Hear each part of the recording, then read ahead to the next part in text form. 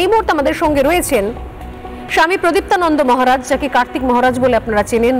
ভারত সেবাশ্রম সংঘের তরফ থেকে রয়েছেন স্বামী প্রদীপ্তানন্দ মহারাজ। আপনাকে স্বাগত রিপাবলিক বাংলা এবং সোজাসুজি স্বর্ণালীতে। আমি মহারাজ আপনাকে দিয়ে শুরু করছি সোজাসুজি স্বর্ণালী। আমার প্রথম প্রশ্ন একটাই প্রশ্ন, খুব সিগনিফিকেন্ট এই মুহূর্তে দাঁড়িয়ে, বারবার যেটা আলোচনায় চলে আসছে, যেখানে হিন্দু ঐক্যের কথা বলা হচ্ছে, যেখানে মহাকুম্ভটা সত্যি সত্যি মহাকুম্ভ এত এত এত মানুষের কাছে, এত কোটি মানুষের কাছে একটা অমৃতযোগ হয়ে রয়েছে, সেখানে আমরা দেখেছি ইন্ডি জোট, বিভিন্ন যারা কেন্দ্রে নেই, অনেক রাজনৈতিক দল, তাদের কাছে সেটা জ্বালা যোগ হয়ে গেছে। প্রত্যেক মুহূর্তে মহাকুম্ভকে অপমান করার মধ্যেই তারা আসলে শান্তি খুঁজে পাচ্ছেন। ঠিক এরকম একটা অশান্ত সময় দাঁড়িয়ে মোহন ভাগবত বলছেন যে ভাষা নয়, জাত নয়, জাতি নয়, জাতিভেদ, জাতপাত, ভাষা এগুলো দিয়ে বিভাজন করা যায় না।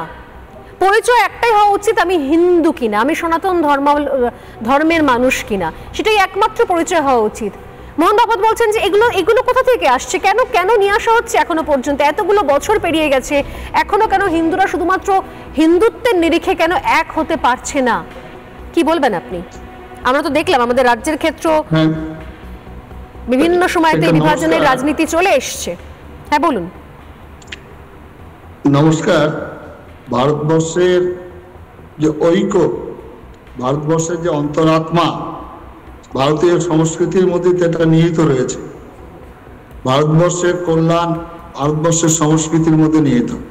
উনি জানেন না, এটা কবিগুরু রবীন্দ্রনাথ, হেমর চিত্ত পূর্ণ তীর্থ জাগরে ধীরে এই ভারতের মহামানবের সাগরের তীরে, তিনি বলছেন হেথায় দাঁড়িয়ে দুবাহু বাড়ায় নরদেবতার কথা বলেছেন।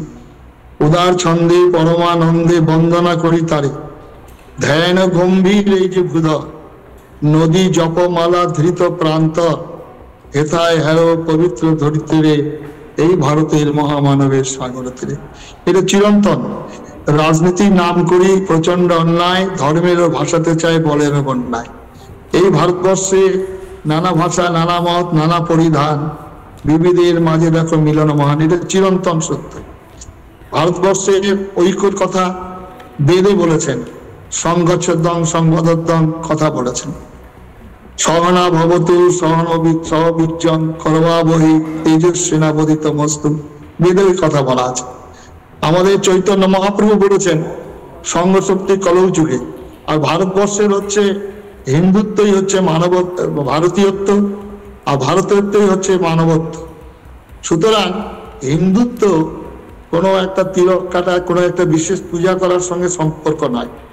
হিন্দুত্ব হচ্ছে তার জীবনচর্যা, ওয়ে অফ লাইফ, সেটা তাকে বুঝতে হবে। উনি যেটা বলছেন, উনি তো পরিষ্কার বিভাজন করছেন।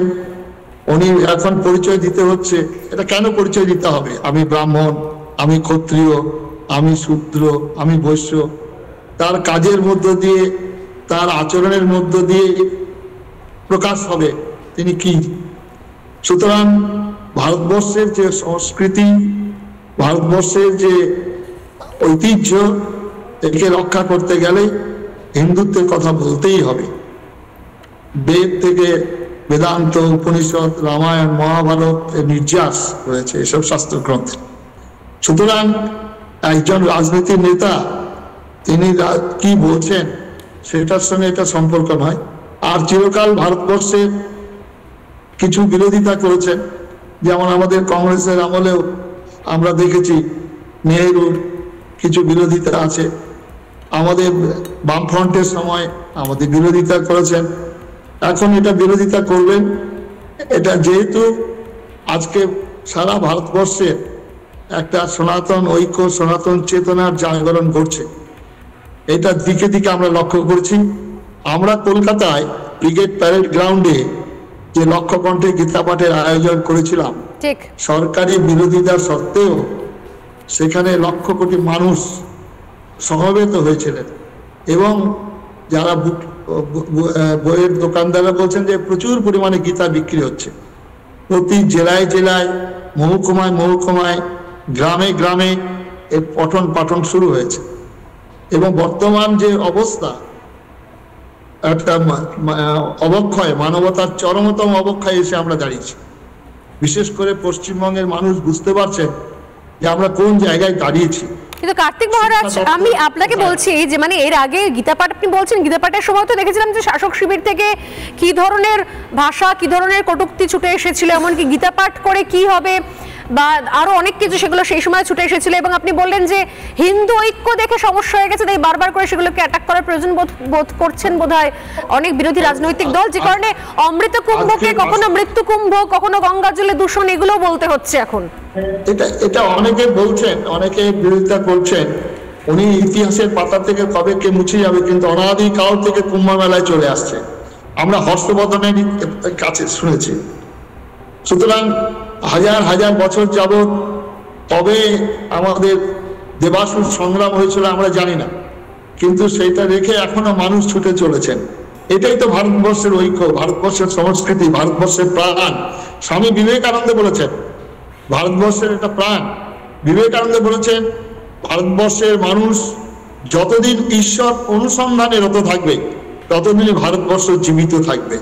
এই ভারতবর্ষের ক্ষয় নাই, ভারতবর্ষের ধ্বংস নাই, ভারতবর্ষের কোনো ভয় নেই। সেই ছবি, সেই আদর্শ কি আমাদের রাজ্যের ক্ষেত্রে দেখতে পাওয়া যাচ্ছে মহারাজ? দেখতে পাওয়া যায় এখানে? আমাদের রাজ্যে এটা খুব দুর্ভাগ্য যে আমাদের পশ্চিমবঙ্গে বাঙালির যে স্রষ্টা যারা, বাংলার যে ইতিহাস, সেটা থেকে আমরা অনেক বঞ্চিত হয়েছি। আপনারা একটু লক্ষ্য করবেন, ইসকন সারা পৃথিবী ব্যাপী, তারও প্রতিষ্ঠাতা বাঙালি। রামকৃষ্ণ মিশন, তারও প্রতিষ্ঠাতা বাঙালি। ভারত সেবাশ্রম সংঘ, তারও প্রতিষ্ঠাতা বাঙালি। এবং স্বাধীনতার আন্দোলনে পশ্চিমবঙ্গে বাঙালির যে অবদান, আন্দামান জেলে গেলে বোঝা যাবে, সেখানে পরপর লেখা রয়েছে বাঙালি। সুতরাং এটা দুর্ভাগ্যজনক। বাঙালির ইতিহাস আমাদের বিবেকানন্দ, নেতাজি সুভাষ, শ্যামাপ্রসাদ মুখার্জি, আজকে শ্যামাপ্রসাদ মুখার্জির জন্য আমরা পশ্চিমবঙ্গে বাঙালি আছে পরিচয় হিন্দু বলে, আর তারও সম্পর্কে আজকে সাম্প্রদায়িক বলছে। অথচ নজরুল তিনি শ্যামাপ্রসাদ মুখার্জির প্রশংসা করেছেন, ভূয়সী প্রশংসা করেছেন। এটা আমাদের এখন একটা অবক্ষয় চলছে। আমরা চেষ্টা করছি এই বাংলার যে ঐতিহ্য, বাংলার যে সংস্কৃতি তুলে ধরার জন্য। আপনি আমাদের সঙ্গে থাকুন। না না, আপনি আমাদের সঙ্গে থাকুন। লাস্ট আপনার কাছে একটাই প্রশ্ন রয়েছে। আমি একটুখানি আমাদের রাজ্যের মন্ত্রী মাননীয় ফিরহাদ হাকিমের একটি বক্তব্য শোনাবো। আমরা বলা হচ্ছে আমরা আমাদের ঐতিহ্য, আমাদের সংস্কৃতি রক্ষা করার চেষ্টা করা হচ্ছে। আমি জানি না যেখানে আজকে মোহন ভাগবতের কথার সূত্র ধরে আমরা আজকের ডিবেট আলোচনা এসেছি, বাকিদের কাছেও আসবো। যদি সত্যি সত্যি এখনো পর্যন্ত বিভিন্ন এই জাত পাত, ধর্ম, ভাষা এগুলোর নিরিখে ভাগ বিভাজন, ভাগ বাটোয়ারা চলে, তাহলে বোধহয় এই ধরনের ভাষা বা এই ধরনের দাওয়াত আমাদের কাছে খুব সাধারণ, খুব কমন হয়ে যাবে। এবং তারপর আমরা তখন ভাবতে বসবো যে কেন একটা সময় থাকতে হিন্দু ঐক্যের কথা কেন বলা হলো না, কিসের ভিত্তিতে আমাদের ভাগবাটোয়ারাগুলো করা হলো, যেখানে এই ধরনের দাওয়াতে ইসলামের কথা শুনতে পাওয়া যায়। বা ফিরহাদ হাকিমের একটা বক্তব্য শোনাবো।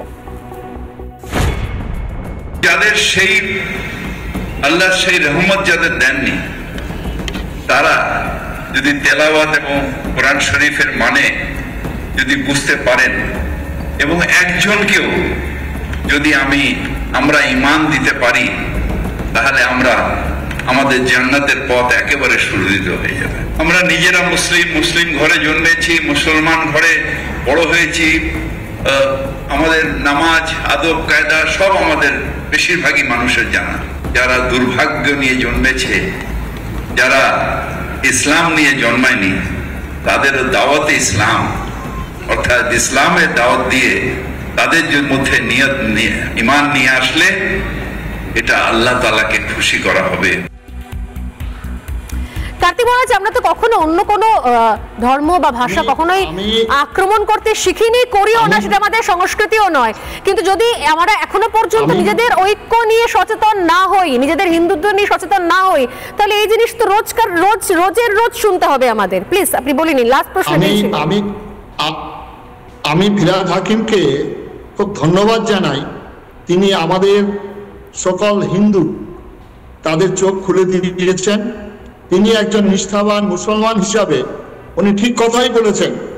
কারণ আরবে যে ধর্ম গ্রন্থটি যে রয়েছে, তারা পৃথিবীর মনুষ্য গোষ্ঠীকে দুটি ভাগে ভাগ করেছেন, বিশ্বাসী এবং অবিশ্বাসী। এবং দাওয়াতি ইসলামের প্রমাণ আজকে বাংলাদেশ, পাকিস্তান, পশ্চিমবঙ্গের মানুষ দেখছেন। ইতিহাসে আমরা দেখেছি চিঙ্গিস খা, নাদির শাহ, তৈমুরলন, অরঙ্গজেবের কথা। সুতরাং আমাদের যারা আজকে শিক্ষিত সমাজ, আজকে সাম্যবাদী যারা আমাদের হিন্দু, যারা আজকে বিভিন্ন মতের সমন্বয় করেন, তাদের উদ্দেশ্যে শত ধন্যবাদ জানাচ্ছি ফিরহাদ হাকিমকে। তিনি আমাদের চোখ খুলে দিয়েছেন। ফিরহাদ হাকিম এই কথা বলার পর আমি কার্তিক মহারাজ সর্বত্র এই কথা বলি যে আজকে বলার সময় এসে গেছে। আপনারা বেশি করে কোরআন পড়ুন, কোরআন সম্পর্কে জানুন। কোরআন না পড়ার জন্য, কোরআন সম্পর্কে না জানার জন্য, এই অজ্ঞতার জন্য আমরা আজকে রয়েছি। সুতরাং উনি চোখ খুলে দিয়েছেন, আজকে খুব ভালো লাগছে। ওনাকে অনেক অনেক ধন্যবাদ জানাবো আমি মাননীয় ফিরহাদ হাকিম। আমি জানি না যে আপনার এই কথার আসল সার কথা কজন বুঝতে পারবেন, বাট আপনাকে অনেক ধন্যবাদ। নানা ধরনের কন্টেন্ট দেখার জন্য লাইক করুন, শেয়ার করুন আমাদের ফেসবুক পেজ, সাবস্ক্রাইব করুন আমাদের ইউটিউব চ্যানেল। পাশাপাশি অন্যান্য ব্রেকিং নিউজের জন্য অবশ্যই চোখ রাখুন রিপাবলিক বাংলায়।